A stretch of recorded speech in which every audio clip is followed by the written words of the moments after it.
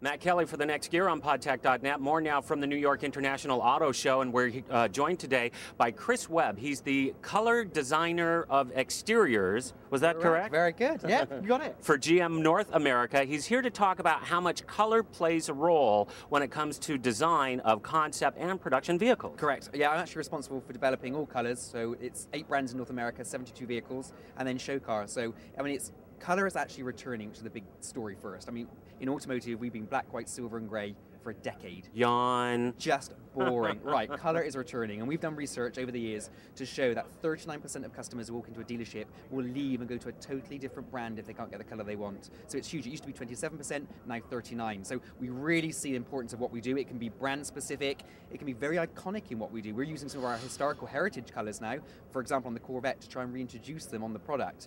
But the customer really desires that. They want that emotional connection to product.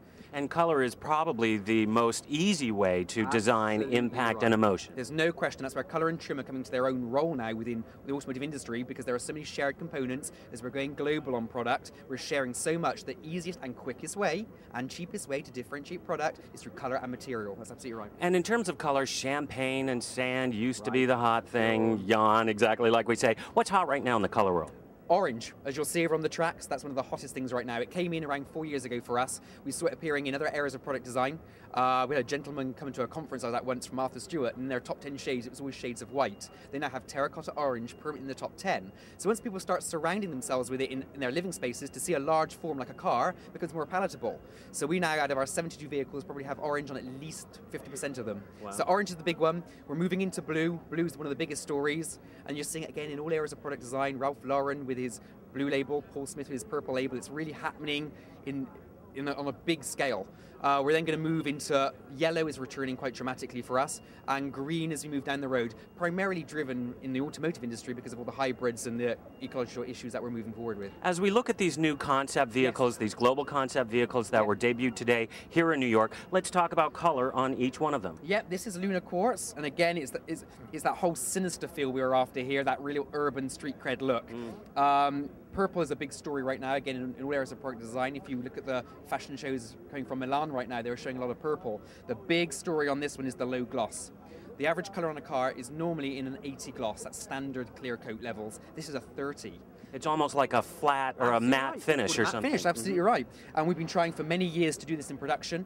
It's been very difficult. It's not very durable. We've now worked with our suppliers to iron out all of those issues. So we can GM potentially have production capability by 2010. So we're really excited by this one. And as we move over then to this global concept vehicle, let's talk again about color and how much this is actually making an impact statement in terms of design and style through color, but also making an impact itself just through its natural design. And I'm glad you start off with global. This is probably the most global of the 3 vehicles. The vehicle was designed by GM Daewoo in Korea. The color was designed by our Holden Australia division, but then painted in India.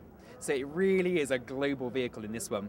The interesting thing here is, again, we've looked at the trend for greens. Greens are returning in many areas of product design. We won't see it probably return in automotive for a few more years yet, because sales were declining due to the 80s greens that we had, those mid-value green pearls that just died for us. So we're going to take a little while to bring our customers back to green. It will happen over time, and when they do return, it'll be bright, clean, and chromatic like this one. This actually has a very expensive pigment in it called ChromaFlare. It's a slight hue-shifting pigment. So there's something very intriguing about this, and it shows off the angles and the form of the car really well.